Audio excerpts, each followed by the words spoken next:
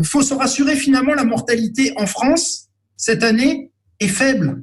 Plus faible que les autres années. On devrait se réjouir, c'est plutôt une année favorable, on meurt moins. Et puis surtout, la santé est manipulée actuellement pour prendre des données, des mesures qui sont extrêmement liberticides et qui ne se justifient pas médicalement. Merde, on travaille, on nous empêche de travailler, donc cette incohérence me rend folle. Mais pas que pour ça. Les masques, c'est tout. Enfin, faut arrêter. Écoutez, moi, tant qu'on ne me donne pas de chiffres réels, donc des preuves qui prouvent que les gens qui vont au resto, qui vont à la salle de sport, qui vont en piscine et qui vont dans les bars sont plus touchés par le Covid que les autres, je ne veux pas entendre ces histoires de masques. Il faut apporter des preuves. Alors. Et là, d'accord. Mais madame, on a 3 personnes qui sont en réanimation à Aix-en-Provence pour une population de 150 000 personnes. De quoi parle-t-on? Il faut qu'on arrête. On parle de désobéissance. Je vous rappelle que la désobéissance, c'est un terme qui est arrivé après la Seconde Guerre mondiale. Avec l'état anxiogène que le gouvernement crée dans notre pays, aujourd'hui, on a des problèmes de gens qui sont agressifs, de gens qui font de la délation parce qu'un tel ou un tel ne porte pas de masque.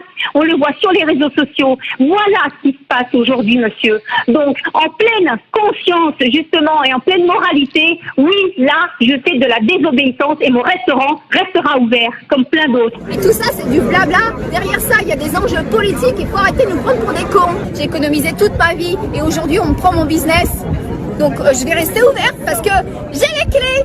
Et c'est moi la propriétaire du fonds de commerce, donc on ne vienne pas me faire chier. Parce qu'on ne peut pas accepter ça. C'est pas normal. En Allemagne, le peuple il s'est rebellé contre son gouvernement parce qu'ils en avaient marre de porter les masques et de ce climat anxiogène.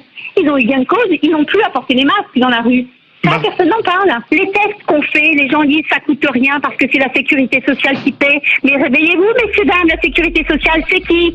C'est vous, c'est nous qui payons. Donc en fait, l'État est en train de vider nos caisses. Voilà, tout simplement. Et nous, on est tous comme des moutons dans la rue avec nos petits masques. Donc réveillons-nous un peu et puis agissons pour retrouver notre liberté d'entreprendre, d'avoir nos restaurants, de les faire tourner, de donner du travail à nos employés, aux étudiants, aux fournisseurs, aux paysans, aux agriculteurs, à tout le monde.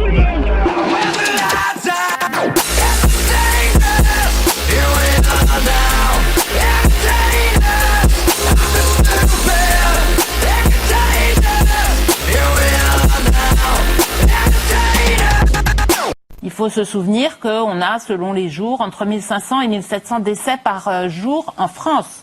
Et quand vous regardez aujourd'hui le nombre de décès annoncés par Covid et qui ne sont pas tous en plus des annonces de décès avec des Covid comme cause primitive, on n'est pas du tout dans une problématique de pandémie en ce moment. Ils ont bloqué l'autoroute. Regardez, l'autoroute est complètement bloquée. Le tunnel il fonctionne plus là-bas, on voit la police avec les agents du péage, les services de police. Voilà, regardez le monde qu'il y a. C'est magnifique, franchement ça fait chaud au cœur de voir que le peuple se réveille. Allez, on va aller les rejoindre. Pourquoi ne pas être clair avec les Français plutôt que de les prendre pour des idiots en inventant des histoires de croque-mitaines pour les faire obéir et adhérer?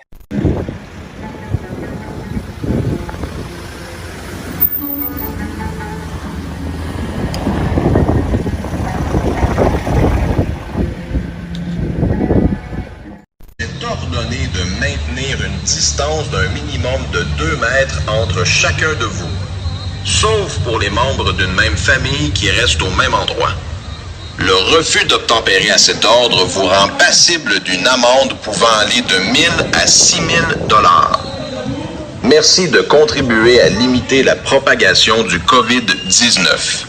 L'entretien de la panique, la caractérisation du cadre de la panique, le constant retour à ces éléments de panique qui sont donnés depuis 6 mois, qui ne vont pas analyser les faits tels qu'ils sont, qui s'abstraînent de la réalité, qui sortent de la capacité d'analyse, ont été constamment utilisés et surutilisés pour dire ce que seraient les éléments sur lesquels cette épidémie pouvait se jouer. Quand on fait de la prospective, il faut mettre tous les scénarios sur la table, il faut regarder ce que la réalité va choisir parmi tout cela et il faut l'accepter. Le fait de revenir à chaque fois en arrière pour dire que les éléments catastrophistes sont ceux qu'il faut suivre et en changer les indicateurs, puisqu'on est passé du taux de mortalité au taux de tests positifs, qui ne représentent absolument pas la même chose, alors à ce moment-là, c'est un entretien de la peur qui conduit aux dramatiques décisions disproportionnées que nous avons vues. On peut vivre sans richesse, presque sans le sou, mais vivre sans tendresse, on ne le pourrait pas. Non, non, non, non, on ne le pourrait pas. Faites donc pleuvoir sans cesse au fond de nos